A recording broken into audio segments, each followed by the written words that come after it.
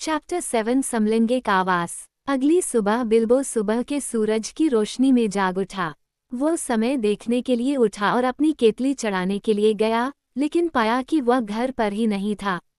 इसलिए वह बैठ गया और व्यर्थ ही नहाने और ब्रश करने की कामना करने लगा। उसे नाश्ते में न तो चाय मिली, न टोस्ट और न ही बेकन, केवल ठंडा मटन और खरगोश। और उसके बाद उसे फिर से तैयार होना पड़ा। इस बार उसे एक चील की पीठ पर चढ़ने और उसके पंखों के बीच में लिपटने की अनुमति दी गई। हवा उसके ऊपर से गुजरी और उसने अपनी आंखें बंद कर लीं। बौने विदाई ले रहे थे और वादा कर रहे थे कि अगर वे कभी कर सकते हैं तो चील के स्वामी को चुका देंगे। तभी पहाड़ की तरफ से 15 बड़े पक्षी उड़े। सूरज अभी भी चीजों के पूर्वी छोर के करीब था। सुबह ठंडी थी और घाटियों और खोहों में कोहरा था और पहाड़ियों की चोटियों और शिखरों के चारों ओर यहाँ वहाँ लिपटा हुआ था। बिल्बो ने झांकने के लिए एक आंख खोली और देखा कि पक्षी पहले से ही ऊंचे स्थान पर थे और दुनिया बहुत दूर थी और पहाड़ उनके पीछे दूर तक गिर रहे थे। उसने फिर से अपनी आंखें बंद कर ली और उन्हें और भी कसकर पकड़ लिया। चुटकी मत लो, उसके बाज ने कहा। तुम्हें खरगोश की तरह डरने की जरूरत नहीं है, भले ही तुम खरगोश की तरह दिखते हो। यह एक सुहावनी सुबह है और हवा कम चल रही है। उड़ने से बढ़िया क्या हो सकता है? बिल्बो कहना चाहता था, गर्म पानी से नहाना और उसके बाद लॉन में देर से नाश्ता करना, लेकिन उसने कुछ भी न कहना और अपने हाथ को थोड़ा सा छोड़ना बेहतर समझा। काफी देर बाद चील को अपनी ऊंचाई से भी पता चल गया होगा कि वे किस ओर जा रहे हैं, क्योंकि वे बड़े बड़े सर्पिलों में चक्कर लगाते हुए नीचे उतरने लगे। उन्होंने ऐसा काफी देर तक किया और आखिरकार हॉबिट ने फिर से अपनी आंखें खोलीं। धरती बहुत करीब थी और उनके नीचे पेड़ थे जो दिखने में ऐसे लग रहे थे जैसे एक और एल्म के पेड़ और विस्तृत घास के मैदान, और इन सब के बीच से बहती एक नदी। लेकिन जमीन से उभरी हुई, ठीक उस धारा के रास्ते में जो उसके चारों ओर चक्कर लगाती थी, एक बड़ी चट्टान थी, लगभग पत्थरों की एक पहाड़ी, दूर के पहाड़ों की आखिरी चौकी की तरह, या किसी विशालकाय द्वारा मैदान में मीलों दूर फेंका गया एक विशाल टुकड़ा। अब चीली एक एक करके तेजी से इस चट्टान के शीर्ष पर पहुंची और अपने यात्रियों को नीचे उतार दिया। अलविदा, वे चिल्लाए, जहां भी तुम जाओ, जब तक कि तुम्हारी यात्रा के अंत में तुम्हारे पंख तुम्हें न ले लें। चीलों के बीच यही कहना विनम्र बात है।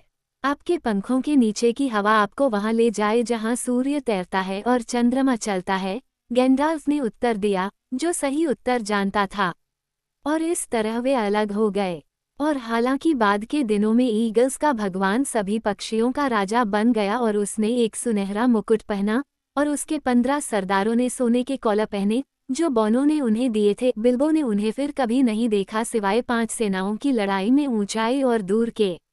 लेकिन चूंकि यह इस कहानी के अंत में आता है, इसलिए हम अभी इसके बारे में और कुछ नहीं कहेंगे। पहाड़ी के ऊपर पत्थर की एक समतल जगह थी और नदी तक जाने के लिए कई सीढ़ियां वाला एक घिसा पिटा रास्ता था, जिसके पार विशाल सपाट पत्थरों का एक घाट नदी के उस पार घास के मैदान तक जाता था। सीढ़ियों के नीचे और पथरीले घाट के अंत के पास एक छोटी सी गुफा, कंकड़ के फर्श वाली एक स्वस्थ गुफा थी। यहाँ पार्टी इकट्ठी हुई और चर्चा की कि क्या किया जाना था। मैं हमेशा से आप सभी को पहाड़ों के पार सुरक्षित देखना चाहता था, यदि संभव हो तो, जादूगर ने कहा, और अब अच्छे प्रबंधन और सौभाग्य से मैं ऐसा कर पाया हूँ। वास्तव में अब हम आपके साथ आने की मेरी योजना से बहुत आगे पूर्व में पहुँच चुके हैं, क्योंकि यह मेरा साहसिक कार्य नहीं है। मैं सब कुछ खत्म होने से पहले इस पर फिर से विचार कर सकता हूँ, लेकिन इस बीच मुझे कुछ और ज़रूरी काम निपटाने हैं। बौने करा उठे और बहुत परेशान दिखे और बिल्बो रोने लगा।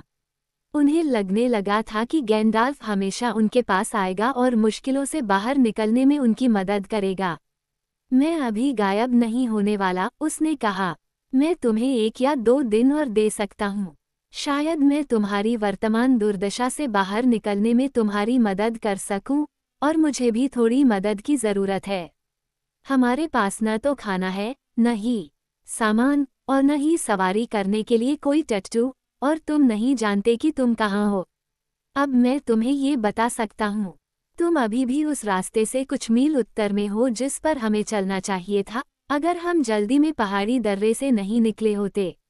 इन इलाकों में बहुत कम लोग रहते हैं, सिवाय इसके कि वे तब से यहाँ आए हैं जब मैं पिछली बार इस रास्ते से नीचे आया था, जो कि कुछ साल पहले की बात है। लेकिन एक ऐसा व्यक्ति है जिसे मैं जानता हूँ, जो यहाँ से बहुत दूर नहीं रहता है। उस व्यक्ति ने बड़ी चट्टान पर सीढ़ियाँ बनाई। मेरा मानना है कि वो इसे कैरॉक कहता है। वो यहाँ अक्सर नहीं आता, दिन के समय तो बिल्कुल नहीं, और उसका इंतज़ार करना बेकार है। वास्तव में ये बहुत खतरनाक होगा। हमें जाकर उसे ढूंढना चाहिए, और अगर हमारी मुलाकात में सब ठीक रहा तो मुझे लगता है कि मैं चला जाऊंगा और तुम्हें शुभकामनाएं दूंगा।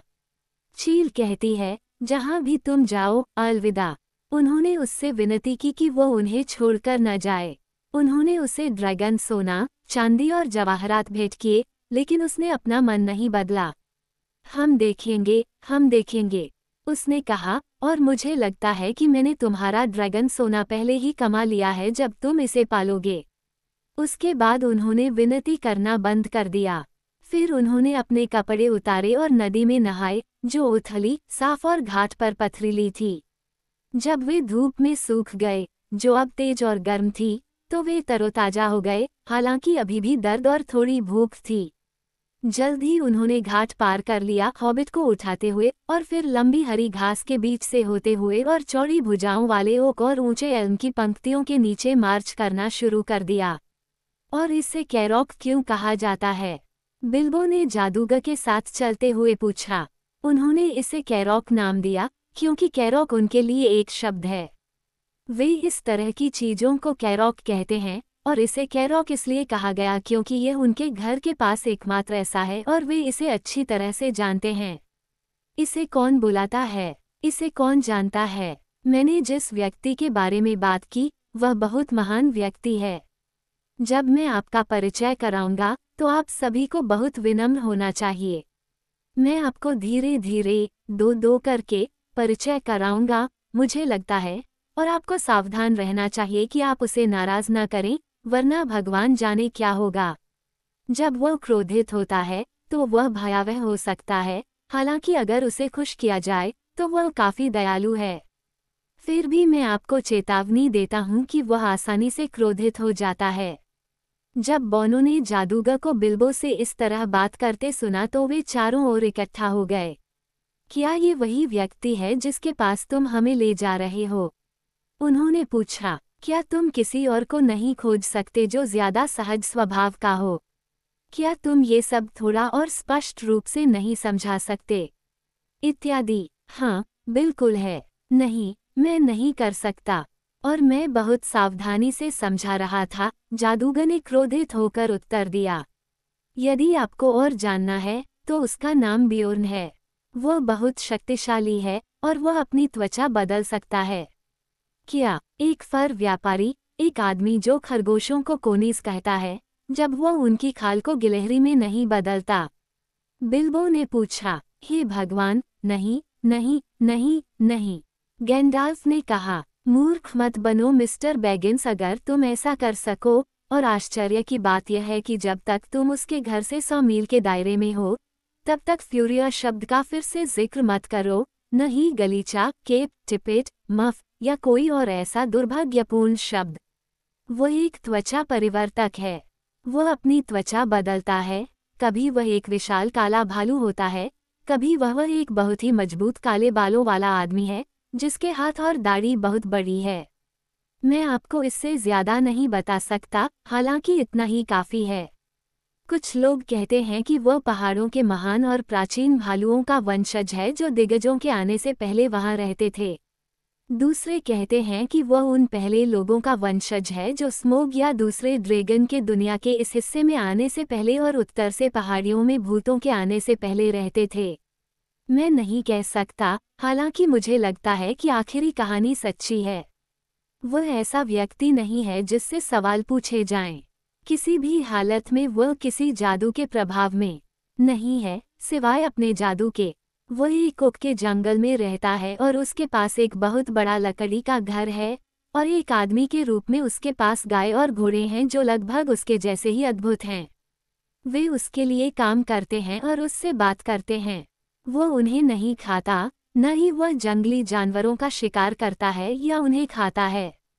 उसके पास बहुत बड़ी बड़ी भयंकर मधुमक्खियों के छत्ते हैं और वह ज्यादातर मलाई और शहद पर जीता है। एक भालू के रूप में वह दूर दूर तक घूमता है। मैंने एक बार उसे रात में कैरॉक के शीर्ष पर अकेले बैठे देखा था।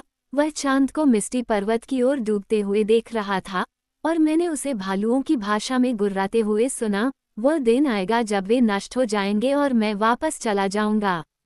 इसलिए मेरा मानना है कि वह खुद एक बार पहाड़ों से आया था। बिल्बो और बॉनो के पास अब सोचने के लिए बहुत कुछ था और उन्होंने कोई और सवाल नहीं पूछा। उन्हें अभी भी बहुत आगे चलना था। वे ढलान पर चढ़ते और नीचे उतरते हुए आगे बढ़ते रहे। बहुत गर्मी हो रही थी। कभी कभी वे पेड़ों के नीचे आराम करते और फिर बिल्बो को इतनी भूख लगती कि वो बलूत के फल खा लेता, अगर कोई इतना पका होता कि जमीन पर गिर जाता। दोपहर के मध्य में उन्हें पता चला कि फूलों के बड़े बड़े टुकड़े उगने लगे थे। सभी एक ही तरह के फूल एक साथ उग रहे थे, जैसे कि उन्हें लगाया गया हो। खास तौर पर तिपतिया घास, कॉक्सकॉम्ब तिपतिया घास, बैंगनी तिपतिया घास और छोटे सफ़ेद मीठे शहद की महक वाले तिपतिया घास के विस्तृत विस्तार। हवा में भिनभिनाहट, चहचहाहट और एक गूंज थी। मधुमक्खियां हर जगह व्यस्त थीं। और ऐसी मधुमक्खियां, बिल्बो ने कभी उनके जैसा कुछ नहीं देखा था। अगर कोई मुझे डंक मार दे, उसने सोचा, मैं फिर से उतना ही बड़ा हो जाऊंगा जितना मैं हूँ। वे ततैया से भी बड़े थे। ड्रोन आपके अंगूठे से भी बड़े थे, काफी हद तक, और उनके गहरे काले शरीर पर पीले रंग की पट्टियां आग के समान चमक रही थीं। हम करीब पहुंच रहे हैं, गैंडाल्फ ने कहा। हम उसके मधुमक्खी चरागाह के किनारे पर हैं। थोड़ी देर बाद वे ऊंचे और बहुत पुराने ओक वृक्षों की एक पट्टी के पास पहुंचे और उसके पार एक ऊंची कांटेदार बाड़ थी, जिसके आर पार न तो कुछ देखा जा सकता था और न ही आगे बढ़ा जा सकता था। जादूगर ने बॉनो से कहा, तुम यहीं रुको, और जब मैं पुकारूंगा या सीटी बजाऊंगा तो मेरे पीछे आना शुरू कर दोगे। तुम देखोगे कि मैं कैसे जा रहा हूँ, लेकिन केवल जोड़ों में। ध्यान रहे, तुम दोनों के बीच लगभग 5 मिनट का अंतर होगा। बॉम्बूर सबसे मोटा है और 2 लोगों के लिए काफ़ी है। उसे अकेले और सबसे आखिर में आना चाहिए। चलो मिस्टर बैगिंस, इस तरफ कहीं एक गेट है। और यह कहकर वह भयभीत हॉबिट को अपने साथ लेकर बाड़ के किनारे चला गया। वे जल्द ही एक लकड़ी के गेट के पास पहुंच गए, जो ऊंचा और चौड़ा था, जिसके पार वे बगीचे और लकड़ी की छोटी इमारतों का समूह देख सकते थे। कुछ छप्पर वाली और बिना आकार की लकड़ियों से बनी हुई थीं, खलिहान, अस्तबल, शेड और एक लंबा छोटा लकड़ी का घर। अंदर बड़ी बाड़ के दक्षिण की ओर पुआल से बने घंटी के आकार के शीर्षों के साथ छत्तों की कतारें थीं। विशाल मधुमक्खियों के इधर उधर उड़ने और अंदर बाहर रेंगने का शोर पूरे वातावरण में भर गया था। जादूगर और हॉबिट ने भारी चरमराते हुए गेट को खोला और घर की ओर एक चौड़े रास्ते से चले गए। कुछ घोड़े, बहुत ही चिकने और सजे धजे, घास के बीच से दौड़ते हुए आए और बहुत ही बुद्धिमान चेहरों के साथ उन्हें गौर से देखा। फिर वे इमारतों की ओर सरपट दौड़ पड़े। वे उसे अजनबियों के आगमन की सूचना देने गए हैं, गैंडाल्फ ने कहा। जल्द ही वे एक आंगन में पहुंच गए, जिसकी 3 दीवारें लकड़ी के घर और उसके 2 लंबे पंखों से बनी हुई थीं। बीच में एक बड़ा ओक का तना पड़ा था, जिसके बगल में कई कटी हुई शाखाएं थीं। पास में एक बहुत बड़ा आदमी खड़ा था, जिसकी घनी काली दाढ़ी और बाल थे, और बड़ी बड़ी नंगी बाहें और टांगें थीं और मांसपेशियां गठीली थीं। वह घुटनों तक ऊनी अंगरखा पहने हुए था और एक बड़ी कुल्हाड़ी पर झुका हुआ था। घोड़े उसके कंधे पर अपनी नाक टिकाए खड़े थे। उफ, वे यहाँ हैं, उसने घोड़ों से कहा। वे खतरनाक नहीं दिखते, तुम जा सकते हो। वह जोर से हंसा, अपनी कुल्हाड़ी नीचे रखी और आगे आया। तुम कौन हो और क्या चाहते हो? उसने कर्कश स्वर में पूछा, उनके सामने खड़ा होकर और गैंडाल्फ से ऊंचा खड़ा होकर। बिल्बो के लिए वह आसानी से उसके पैरों के बीच से निकल सकता था, बिना अपना सिर झुकाए उस आदमी के भूरे रंग के अंगरखे के किनारे को नजरअंदाज किए। जादूगर ने कहा, मैं गैंडाल्फ हूँ। मैंने उसके बारे में कभी नहीं सुना, आदमी ने गुर्राते हुए कहा। और यह छोटा सा लड़का क्या है? उसने कहा और अपनी घनी काली भौहों से हॉबिट को घूरने के लिए नीचे झुका। वो मिस्टर बैगिंस हैं, अच्छे परिवार और बेदाग प्रतिष्ठा वाले हॉबिट, गैंडाल्फ ने कहा। बिल्बो ने सिर झुकाया। उसके पास उतारने के लिए कोई टोपी नहीं थी और वह अपने कई बटनों के गायब होने से बहुत दुखी था। मैं एक जादूगर हूँ, गैंडाल्फ ने कहा। मैंने तुम्हारे बारे में सुना है, अगर तुमने मेरे बारे में नहीं सुना है, लेकिन शायद तुमने मेरे बारे में सुना हो मेरे अच्छे चचेरे भाई रेडोगास्ट जो मिर्कुड की दक्षिणी सीमा के पास रहते हैं। हाँ, जादूगरों के मामले में वह बुरा आदमी नहीं है, मुझे लगता है। मैं उसे कभी कभी देखता था, बियोर्न ने कहा। अच्छा, अब मैं जानता हूँ कि तुम कौन हो, या तुम खुद को कौन कहते हो। तुम क्या चाहते हो? सच बताऊं तो हमने अपना सामान खो दिया है और लगभग रास्ता भूल गए हैं, और हमें मदद की जरूरत है, या कम से कम सलाह की। मैं कह सकता हूँ कि पहाड़ों में भूतों के साथ हमारा समय बहुत बुरा रहा है। गॉब्लिन्स, बड़े आदमी ने कम कर्कश स्वर में कहा। ओहो, तो तुम्हें उनसे परेशानी हो रही है। तुम उनके पास क्यों गए थे? हमारा ऐसा करने का कोई इरादा नहीं था। उन्होंने हमें रात में एक दर्रे पर आश्चर्यचकित कर दिया जिसे हमें पार करना था। हम पश्चिमी देशों से इन देशों में आ रहे थे, यह एक लंबी कहानी है।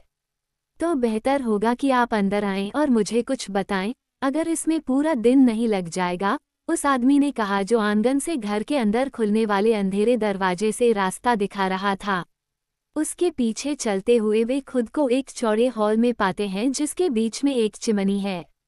हालांकि गर्मी का मौसम था, वहां लकड़ी की आग जल रही थी और धुआं छत के छेद से बाहर निकलने के लिए काले हो चुके शहतीरों तक पहुंच रहा था। वे इस धुंधले हॉल से गुजरे, जो सिर्फ आग और उसके ऊपर के छेद से रोशन था, और एक दूसरे छोटे दरवाजे से एक बरामदे में पहुंचे जो एक पेड़ के तने से बने लकड़ी के खंभों पर टिका हुआ था।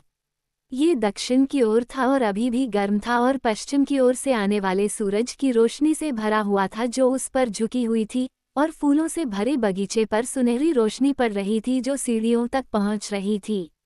यहाँ वे लकड़ी की बेंचों पर बैठे थे, जबकि गैंडाल्फ ने अपनी कहानी शुरू की, और बिल्बो ने अपने लटकते पैरों को घुमाया और बगीचे में फूलों को देखा, ये सोचते हुए कि उनके नाम क्या हो सकते हैं, क्योंकि उसने उनमें से आधे को पहले कभी नहीं देखा था। मैं एक या दो दोस्तों के साथ पहाड़ों की तरफ आ रहा था, जादूगर ने कहा। या दो, मैं तो केवल एक ही देख सकता हूँ, और वह भी छोटा सा, बियोर्न ने कहा। सच बताऊं तो मैं आपको परेशान करना पसंद नहीं करता, जब तक कि मुझे पता नहीं चल गया कि आप व्यस्त हैं। अगर मुझे इजाज़त मिली तो मैं आपको फ़ोन करूंगा। चलो, फ़ोन करो। इसलिए गैंडाल्फ ने एक लंबी तीखी सीटी बजाई, और कुछ ही देर में थोरिन और डोरी बगीचे के रास्ते से घर के पास आ गए और उनके सामने झुककर खड़े हो गए। आपका मतलब 1 या 3 से था, मैं समझ गया, बियोर्न ने कहा। लेकिन ये हॉबिट नहीं है, वे बौने हैं। थोरिन ओकेनशील्ड आपकी सेवा में, डोरी आपकी सेवा में, दोनों बौनों ने फिर से झुकते हुए कहा। मुझे आपकी सेवा की आवश्यकता नहीं है, धन्यवाद, बियोर्न ने कहा, लेकिन मुझे लगता है कि आपको मेरी सेवा की आवश्यकता होगी।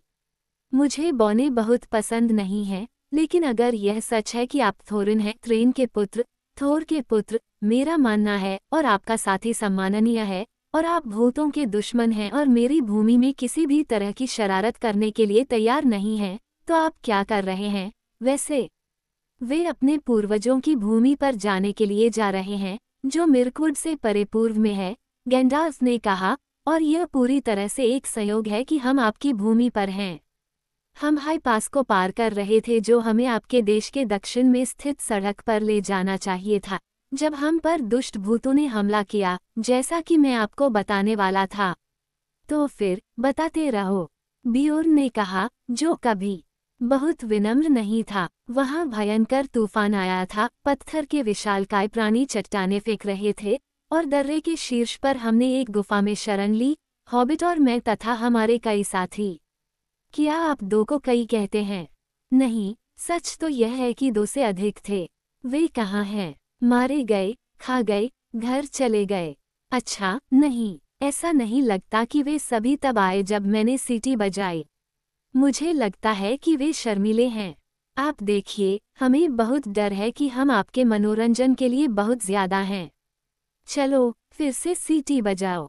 लगता है मुझे पार्टी करनी है, और एक या दो और सीटी बजाने से कोई खास फर्क नहीं पड़ेगा, बियोर्न ने गुर्राते हुए कहा। गैंडाल्फ ने फिर सीटी बजाई, लेकिन अनूरी और ओरी उसके रुकने से पहले ही वहां पहुंच गए थे, क्योंकि, यदि आपको याद हो, तो गैंडाल्फ ने उन्हें हर 5 मिनट में जोड़े में आने के लिए कहा था। हेलो, बियोर्न ने कहा, तुम बहुत जल्दी आ गए, तुम कहाँ छिपे थे? आओ मेरे जैक इन द बॉक्स। अनोरी आपकी सेवा में, ओरी। उन्होंने कहना शुरू किया, लेकिन बियोर्न ने उन्हें बीच में ही रोक दिया। धन्यवाद, जब मुझे आपकी मदद की आवश्यकता होगी तो मैं आपसे मदद मांगूंगा। बैठो और इस कहानी को आगे बढ़ाओ, नहीं तो यह समाप्त होने से पहले ही भोजन का समय हो जाएगा।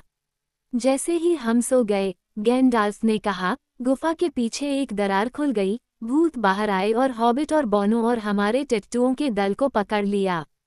टट्टुओं का दल? क्या तुम कोई घुमंतू सकस थे? या तुम ढेर सारा सामान ढो रहे थे? या तुम हमेशा 6 को दल कहते हो? अरे नहीं, असल में 6 से ज्यादा टट्टू थे, क्योंकि हम 6 से ज्यादा थे और खैर, यहाँ 2 और हैं। ठीक उसी समय बालिन और द्वालिन प्रकट हुए और इतने नीचे झुके कि उनकी दाढ़ी पत्थर के फर्श को छू रही थी।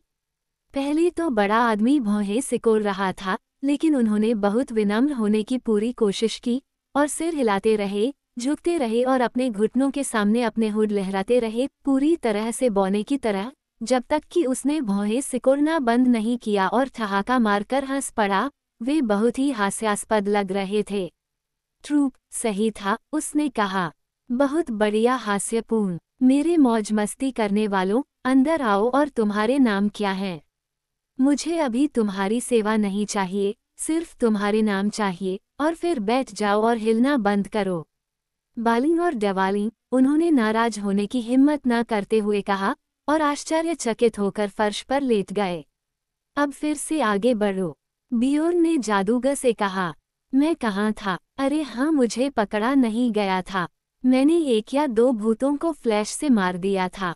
अच्छा, बियोर्न ने गुर्राते हुए कहा, तो जादूगर होना कुछ अच्छा है। और दरार बंद होने से पहले ही अंदर घुस गया। मैं मुख्य हॉल में नीचे चला गया, जो भूतों से भरा हुआ था।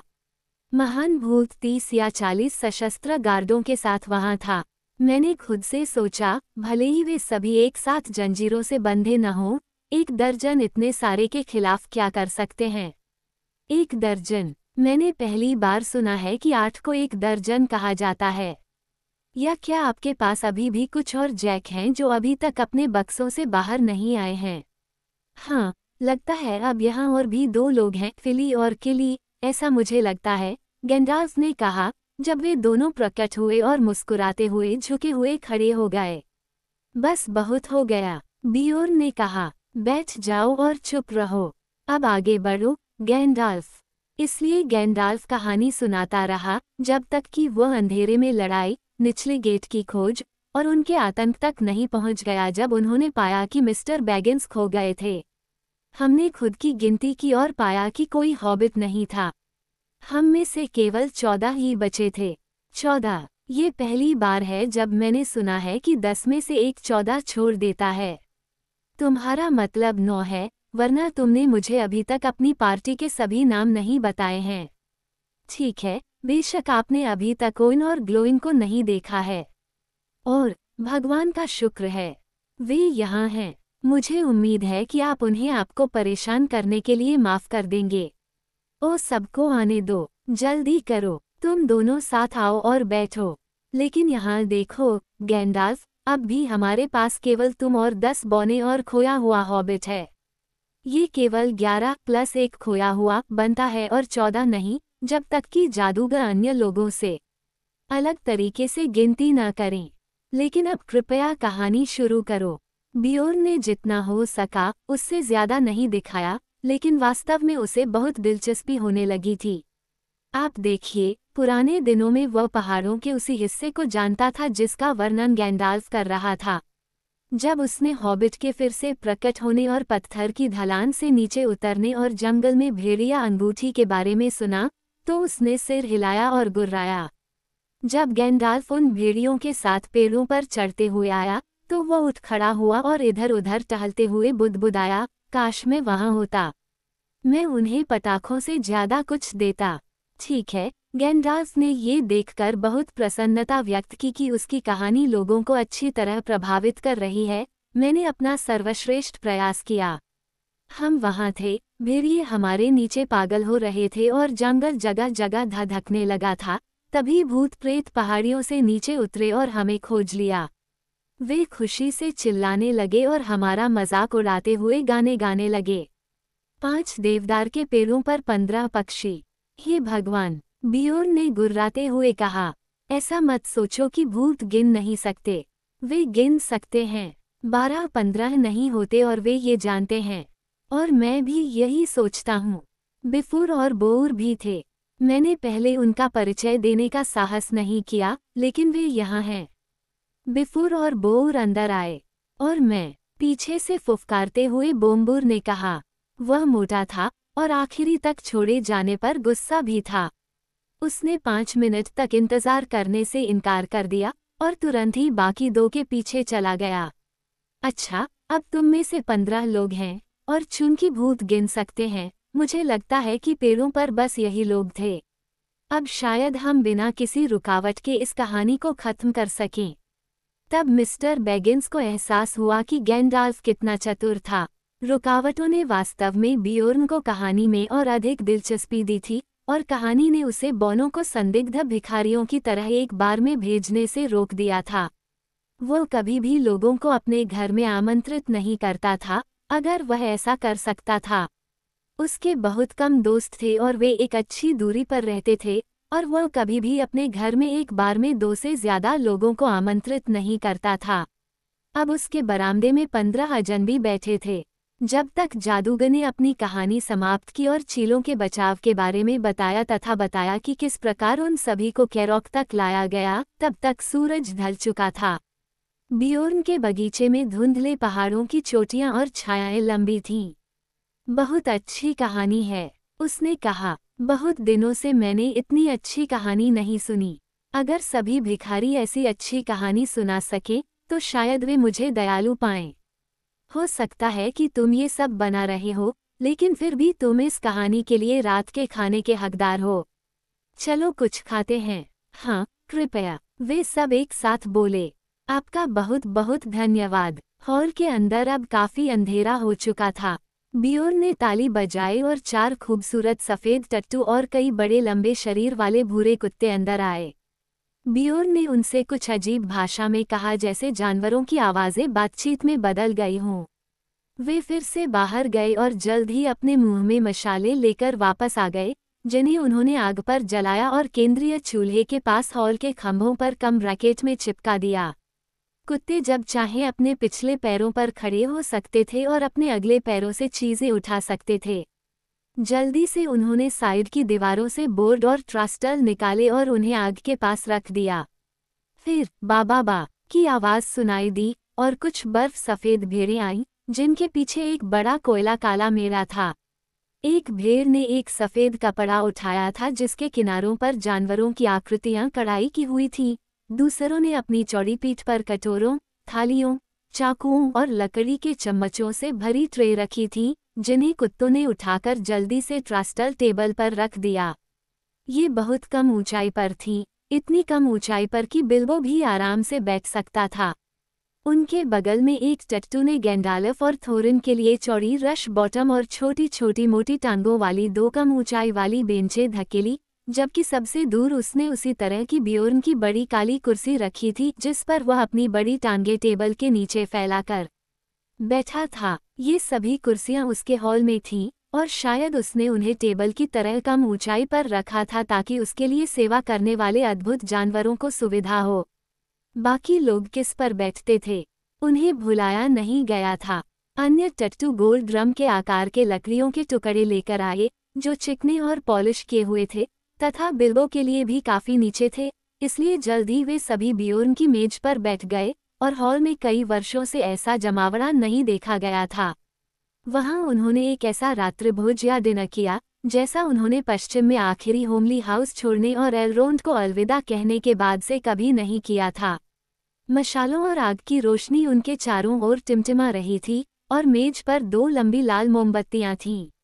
जब भी वे खाते थे, बियोर्न अपनी गहरी आवाज में पहाड़ों के इस तरफ की जंगली जमीनों और खास तौर पर अंधेरे और खतरनाक जंगल की कहानियां सुनाता था, जो उनके सामने एक दिन की सवारी में उत्तर और दक्षिण की ओर दूर तक फैले हुए थे, जो पूर्व की ओर जाने वाले मिर्कवुड के भयानक जंगल को रोकते थे। बॉने उनकी बातें सुनते रहे और अपनी दाढ़ी हिलाते रहे, क्योंकि वे जानते थे कि उन्हें जल्द ही उस जंगल में जाना होगा और पहाड़ों के बाद ये सबसे बड़ा खतरा था जिससे उन्हें ड्रैगन के गढ़ में पहुंचने से पहले गुजरना था।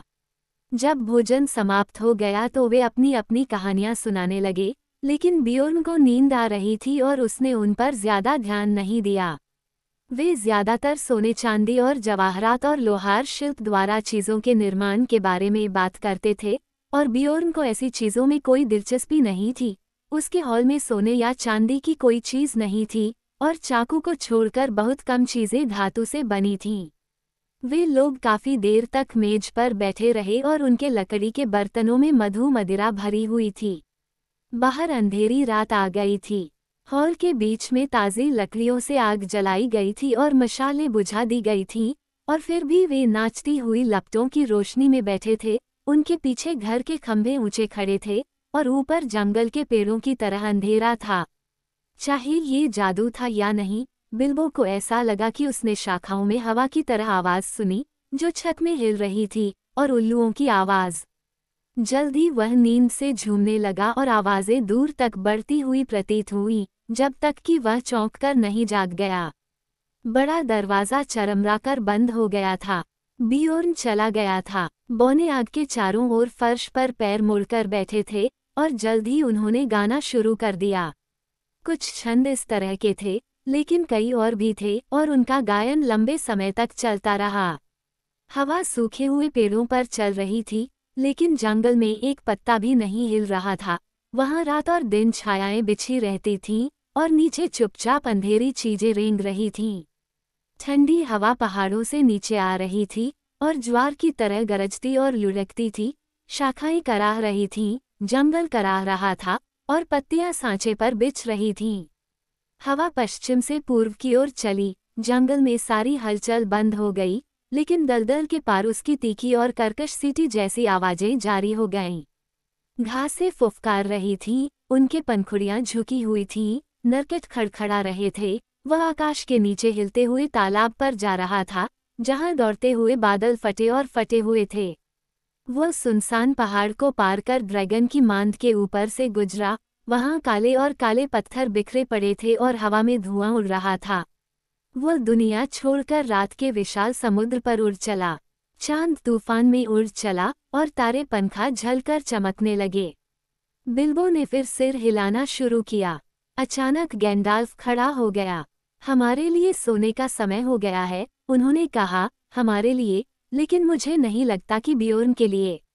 इस हॉल में हम आराम से और सुरक्षित आराम कर सकते हैं, लेकिन मैं आप सभी को चेतावनी देता हूं कि बियोर्न ने हमें छोड़ने से पहले जो कहा था उसे मत भूलना। सूरज उगने तक आपको बाहर नहीं जाना चाहिए, यह आपके लिए जोखिम भरा होगा। बिल्बो ने पाया कि हॉल के किनारे खंभों और बाहरी दीवार के बीच एक तरह के ऊंचे मंच पर पहले से ही बिस्तर बिछाए गए थे। उसके लिए पुआल और ऊनी कंबल का एक छोटा सा गद्दा था। वह बहुत खुशी से उनमें लिपट गया, हालांकि गर्मी का मौसम था। आग धीमी जल रही थी और वह सो गया। फिर भी रात में वह जाग गया। आग अब कुछ अंगारों तक डूब गई थी। बोने और गैंडाल्फ सभी सो रहे थे। उनकी सांसों से अंदाजा लगाया जा सकता है। फर्श पर सफेद रंग का छींटा ऊंचे चांद से आ रहा था, जो छत में धुएं के छेद से नीचे झांक रहा था। बाहर से गुर्राने की आवाज आ रही थी, और ऐसा लग रहा था जैसे कोई बड़ा जानवर दरवाजे पर खड़खड़ा रहा हो। बिल्बो को आश्चर्य हुआ कि यह क्या है, और क्या ये जादुई रूप में बियोर्न हो सकता है, और क्या वह भालू के रूप में अंदर आकर उन्हें मार सकता है। वह कंबल के नीचे छिप गया और अपना सिर छिपा लिया, और अपने डर के बावजूद आखिरकार फिर से सो गया। जब वह जागा तो सुबह हो चुकी थी। जहां वह लेटा था वहां छाया में एक बौना उसके ऊपर गिर गया था और मंच से एक धक्के के साथ लुढ़क कर नीचे आ गया था। फर्श पर गिर गया। ये बोफूर था और वो इसके बारे में बड़बड़ा रहा था जब बिल्बो ने अपनी आंखें खोलीं। उठो आलसी, उसने कहा, नहीं तो तुम्हारे लिए नाश्ता नहीं बचेगा। बिल्बो उछल पड़ा। नाश्ता? वह चिल्लाया। नाश्ता कहाँ है? अधिकांशतः हमारे अंदर ही, हॉल में घूम रहे अन्य बौनों ने उत्तर दिया, लेकिन जो बचा है वो बरामदे में है। हम सूर्योदय के बाद से ही बियोर्न की तलाश कर रहे हैं, लेकिन उसका कहीं कोई निशान नहीं है, यद्यपि जैसे ही हम बाहर निकले हमें नाश्ता रखा हुआ मिला। गंडाल्फ कहाँ है? बिल्बो ने पूछा और जल्दी से जल्दी कुछ खाने की तलाश में आगे बढ़ गया। ओह, कहीं बाहर घूम रहे हो, उन्होंने उससे कहा, लेकिन उसे उस दिन शाम तक जादूगर का कोई संकेत नहीं मिला। सूर्यास्त से ठीक पहले वह हॉल में चला गया, जहां हॉबिट और बौने रात का खाना खा रहे थे, और पूरे दिन की तरह बियोर्न के अद्भुत जानवरों ने उनकी प्रतीक्षा की। बियोर्न के बारे में उन्होंने पिछली रात से कुछ भी नहीं देखा और सुना था, और वे हैरान हो रहे थे। हमारे मेज़बान कहाँ हैं, और आप खुद पूरे दिन कहाँ थे? वे सब चिल्लाने लगे। एक बार में एक ही सवाल और रात के खाने के बाद तक कोई सवाल नहीं। मैंने नाश्ते के बाद से कुछ भी नहीं खाया है। अंत में गैंडाल्फ ने अपनी प्लेट और जग को हटा दिया। उसने 2 पूरी रोटियां खा ली थीं, जिसमें मक्खन, शहद और क्रीम की भरमार थी, और कम से कम 1/4 मीट पी लिया था और उसने अपना पाइप निकाला। मैं पहले दूसरे सवाल का जवाब दूंगा, उसने कहा, लेकिन भगवान मुझे आशीर्वाद दें। ये धुएं के छल्लों के लिए एक शानदार जगह है।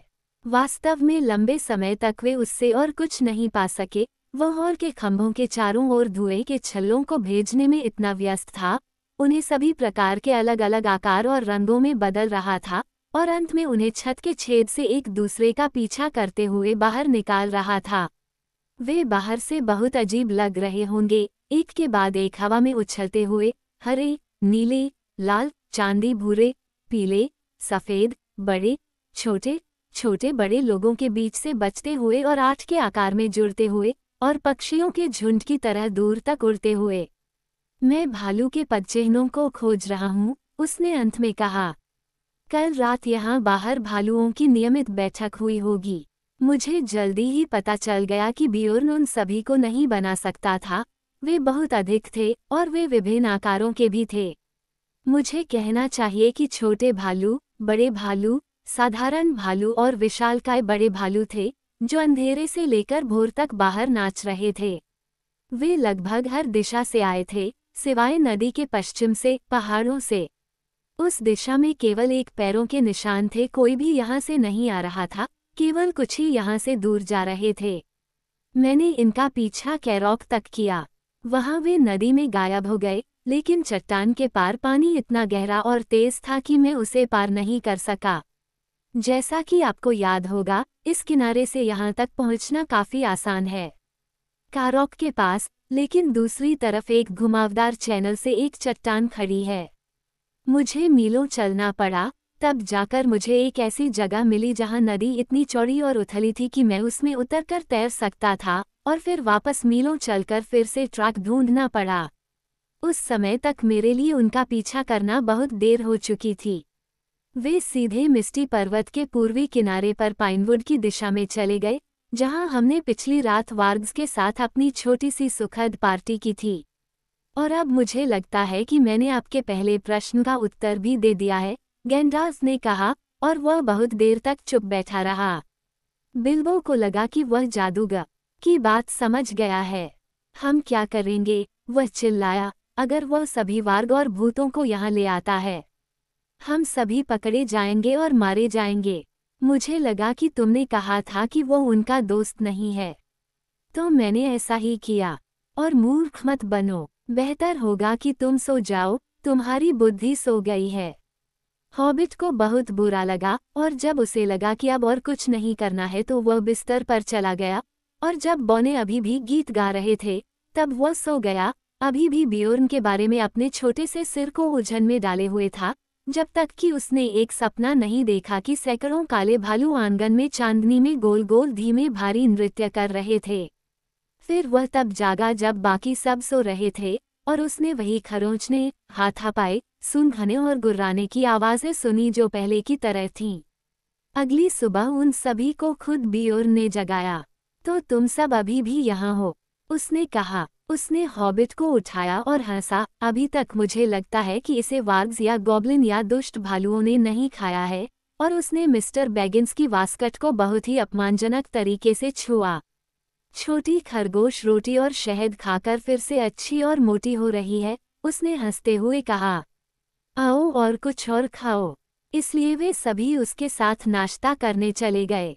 बियोर्न बदलाव के लिए बहुत खुश था। वास्तव में वह बहुत अच्छे मूड में लग रहा था और अपनी मजेदार कहानियों से सभी को हंसाता था।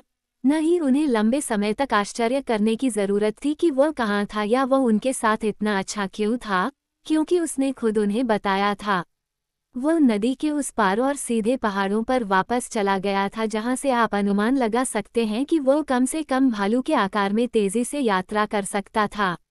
जले हुए भेड़िया ग्लेड से उसे जल्द ही पता चल गया था कि उनकी कहानी का कुछ हिस्सा सच था, लेकिन उसने उससे भी ज्यादा पाया था। उसने जंगल में भटकते हुए एक वार्ग और एक भूत को पकड़ा था। इनसे उसे खबर मिली थी, भूत गश्ती दल अभी भी वार्ग के साथ बौनों का शिकार कर रहे थे, और वे महान भूत की मौत के कारण और मुख्य भेड़िए की नाक के जलने और जादूगर की आग से उसके कई मुख्य सेवकों की मौत के कारण बहुत गुस्से में थे।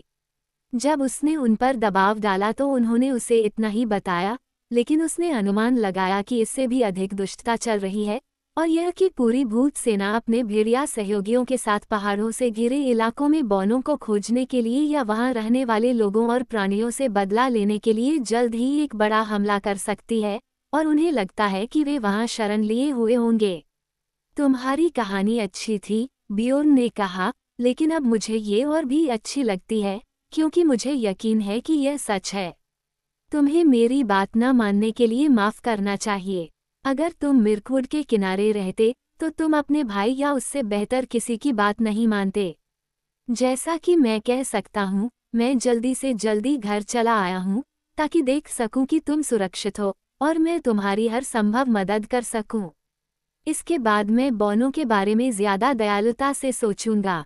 महान भूत को मार डाला, महान भूत को मार डाला, उसने खुद से जोर से हंसते हुए कहा। तुमने गॉब्लिन और वार्ग के साथ क्या किया? बिल्बो ने अचानक पूछा। आओ और देखो, बियोर्न ने कहा, और वे घर के चारों ओर चले गए। गेट के बाहर एक भूत का सिर लटका हुआ था और एक वार्ग त्वचा को एक पेड़ पर कील से ठोंका गया था। बियोर्न एक भयंकर दुश्मन था, लेकिन अब वह उनका दोस्त था, और गैंडाल्फ ने सोचा कि उसे अपनी पूरी कहानी और अपनी यात्रा का कारण बताना बुद्धिमानी होगी, ताकि वे उसकी सबसे अधिक मदद कर सकें। यही वह था जो उसने उनके लिए करने का वादा किया था। वह जंगल में उनकी यात्रा के लिए उनमें से प्रत्येक के लिए टट्टू और गैंडाल्फ के लिए एक घोड़ा प्रदान करेगा, और वह उन्हें हफ्तों तक चलने वाला भोजन सावधानी से ला देगा, और इस तरह से पैक करेगा कि उसे ले जाना जितना संभव हो सके उतना आसान हो। मेवे, आटा, सूखे मेवों के सीलबंद जार, और शहद के लाल मिट्टी के बर्तन, और 2 बार पके हुए केक जो लंबे समय तक अच्छे रहेंगे, और जिनके थोड़े से हिस्से से वे दूर तक चल सकते हैं। इन्हें बनाना उसके रहस्यों में से एक था, लेकिन उनमें शहद था, जैसा कि उसके अधिकांश खाद्य पदार्थों में होता है, और वे खाने में अच्छे थे, हालांकि उन्हें खाने से प्यास लगती थी। उसने कहा, उन्हें जंगल के इस तरफ पानी ले जाने की जरूरत नहीं होगी, क्योंकि रास्ते में नदियां और झरने थे। लेकिन मिर्कवुड से होकर तुम्हारा रास्ता अंधेरा, खतरनाक और कठिन है, उसने कहा। वहां पानी मिलना आसान नहीं है, न ही भोजन। मेवे खाने का समय अभी नहीं आया है, हालांकि हो सकता है कि यह समय बीत चुका हो और आप दूसरी तरफ पहुंचने से पहले ही चले गए हों, और वहां केवल मेवे ही उगते हैं जो खाने के लिए उपयुक्त हैं। वहां जंगली जानवर अंधेरे, अजीब और जंगली हैं। मैं तुम्हें पानी धोने के लिए खाले दूंगा, और मैं तुम्हें कुछ धनुष और तीर दूंगा। लेकिन मुझे बहुत संदेह है कि मिर्कवुड में तुम्हें जो कुछ भी मिलेगा वह खाने या पीने के लिए स्वास्थ्यवर्धक होगा या नहीं। वहाँ एक धारा है, मुझे पता है, काली और तेज जो रास्ते को पार करती है। तुम्हें न तो उसे पीना चाहिए, न ही उसमें नहाना चाहिए, क्योंकि मैंने सुना है कि उसमें जादू और बहुत तंद्रा और भूलने की बीमारी होती है। और मुझे नहीं लगता कि उस जगह की धुंधली छाया में तुम बिना रास्ता भटके स्वास्थ्यवर्धक या हानिकारक कुछ भी मारोगे। ऐसा तुम्हें किसी भी कारण से नहीं करना चाहिए। मैं तुम्हें यही सलाह दे सकता हूँ। जंगल के किनारे से आगे मैं तुम्हारी ज़्यादा मदद नहीं कर सकता। तुम्हें अपनी किस्मत, अपनी हिम्मत और मेरे द्वारा भेजे गए भोजन पर निर्भर रहना होगा। जंगल के द्वार पर मुझे तुमसे मेरा घोड़ा और टट्टू वापस भेजने के लिए कहना होगा। लेकिन मैं चाहता हूँ कि तुम सब तेजी से आगे बढ़ो, और मेरा घर तुम्हारे लिए खुला है, अगर कभी भी तुम फिर इसी रास्ते से वापस आओ।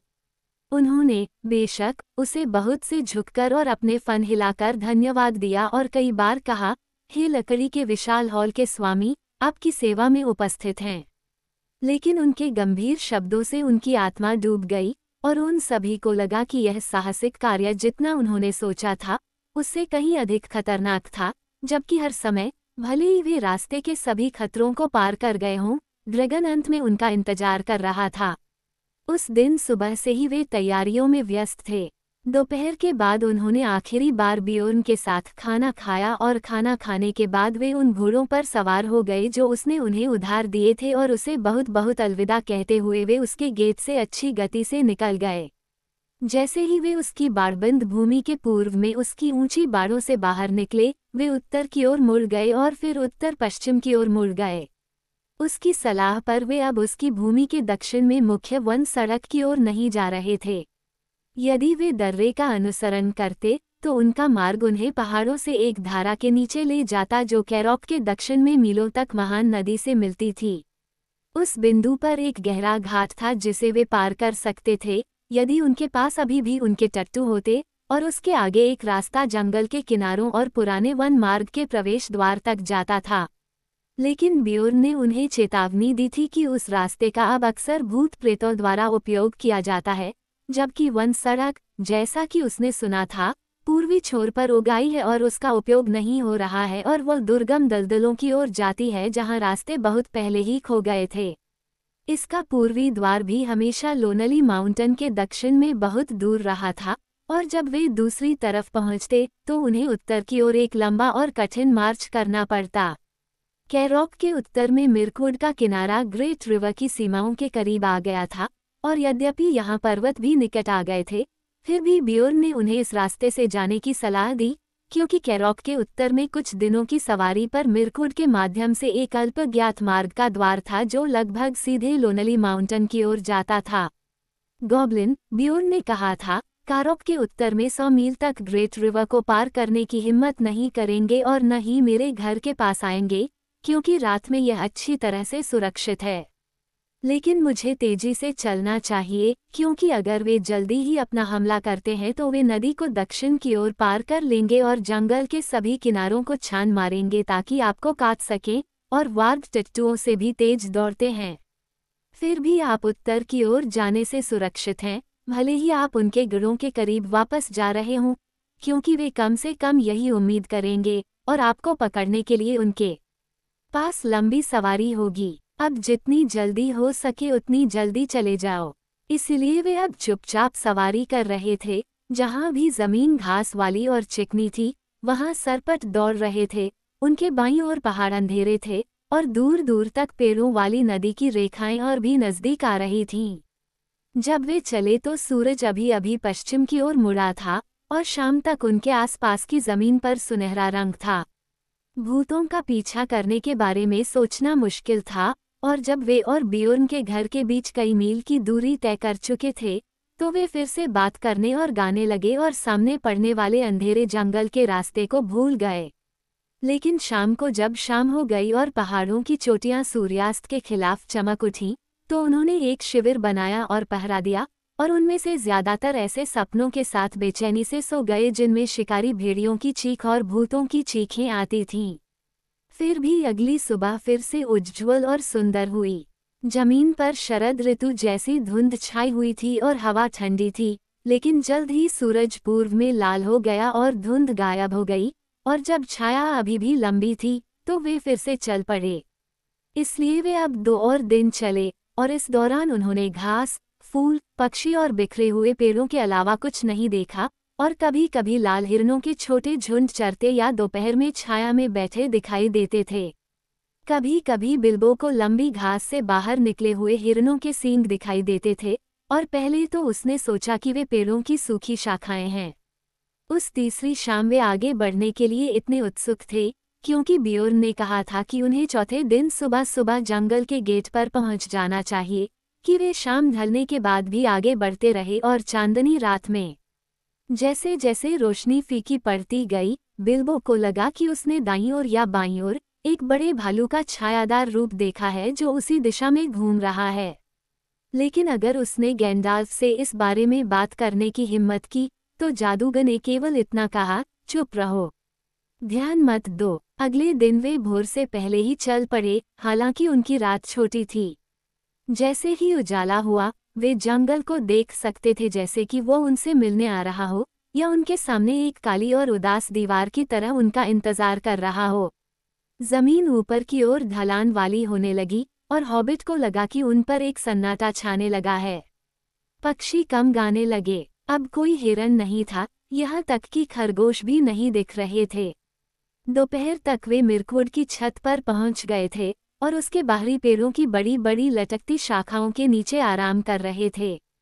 उनके तने बड़े और टेढ़े मेढ़े थे, उनकी शाखाएं मुड़ी हुई थीं, उनके पत्ते काले और लंबे थे। उन पर आइवी उगाए थे और जमीन पर फैले हुए थे।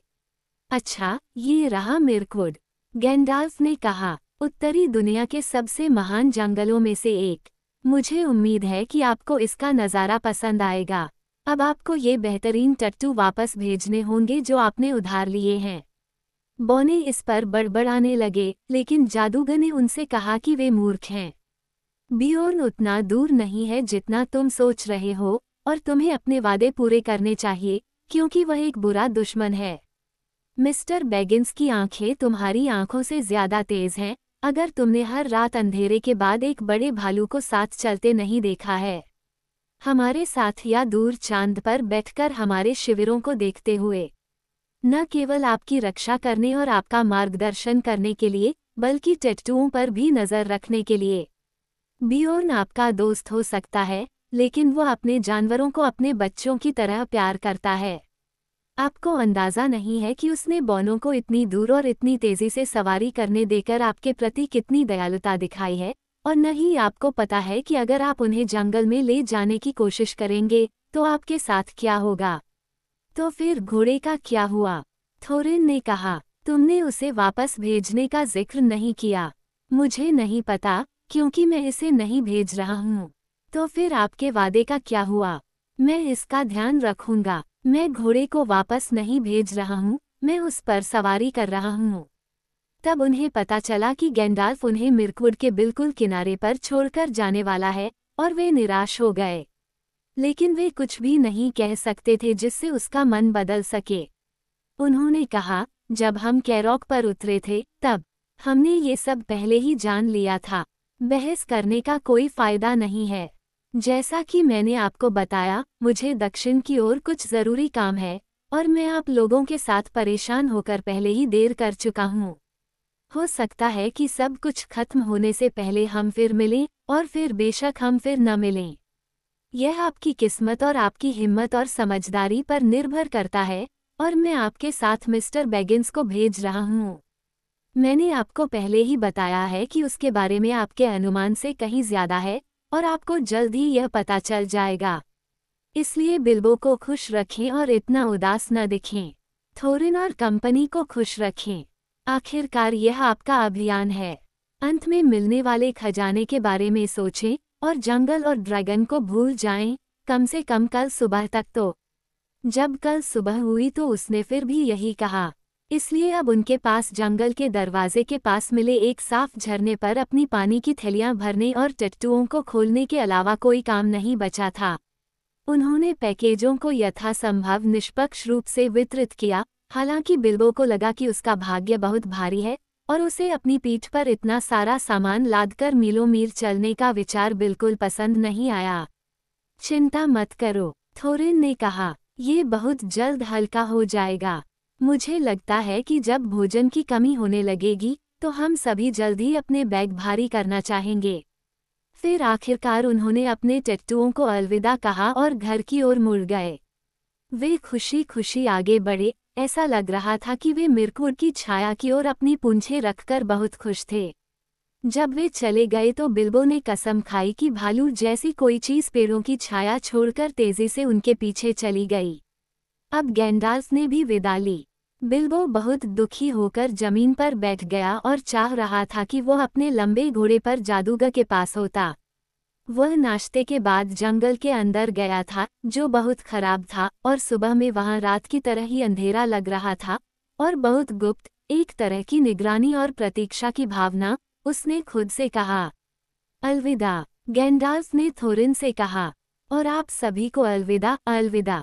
अब जंगल से होकर ही तुम्हारा रास्ता है। रास्ते से मत भटकना। अगर तुम भटके तो हजारों में से एक ये है कि तुम उसे फिर कभी नहीं पा सकोगे और कभी मिर्कुट से बाहर नहीं निकल पाओगे, और फिर मुझे नहीं लगता कि मैं या कोई और तुम्हें फिर कभी देख पाएगा। क्या हमें सचमुच इससे गुजरना होगा? हॉबिट ने कराहते हुए कहा। हाँ, तुम्हें जाना है। जादूगर ने कहा, अगर तुम दूसरी तरफ जाना चाहते हो, तुम्हें या तो आगे बढ़ना होगा या अपनी खोज छोड़ देनी होगी। और मैं तुम्हें अब पीछे हटने नहीं दूंगा, मिस्टर बैगिंस। मुझे तुम्हारे इस विचार पर शर्म आती है। तुम्हें मेरे लिए इन सभी बौनों की देखभाल करनी होगी। वह हंसा। नहीं, नहीं, बिल्बो ने कहा, मेरा यह मतलब नहीं था। मेरा मतलब था, क्या कोई रास्ता नहीं है? हाँ, अगर आप अपने रास्ते से 200 मील या उससे ज्यादा उत्तर की ओर और उससे दुगनी दक्षिण की ओर जाना चाहें तो। लेकिन तब भी आपको सुरक्षित रास्ता नहीं मिलेगा। दुनिया के इस हिस्से में कोई सुरक्षित रास्ता नहीं है। याद रखें कि आप अब जंगल के किनारे पर हैं, और जहां भी आप जाएंगे आपको हर तरह का मजा मिलेगा। उत्तर में मिर्कुट के चक्कर लगाने से पहले आप ग्रे माउंटेन की ढलानों के बीच पहुंच जाएंगे, और वे भूत और सबसे खराब किस्म के ओर्क से भरे हुए हैं। दक्षिण में चक्कर लगाने से पहले आप नेक्रोमांसा की भूमि में पहुंच जाएंगे, और यहाँ तक कि आपको, बिल्बो, उस काले जादूगर की कहानियां सुनाने की जरूरत नहीं पड़ेगी। मैं आपको सलाह नहीं देता कि आप उसके अंधेरे टॉवर से नजर आने वाली जगहों के आसपास कहीं भी जाएं।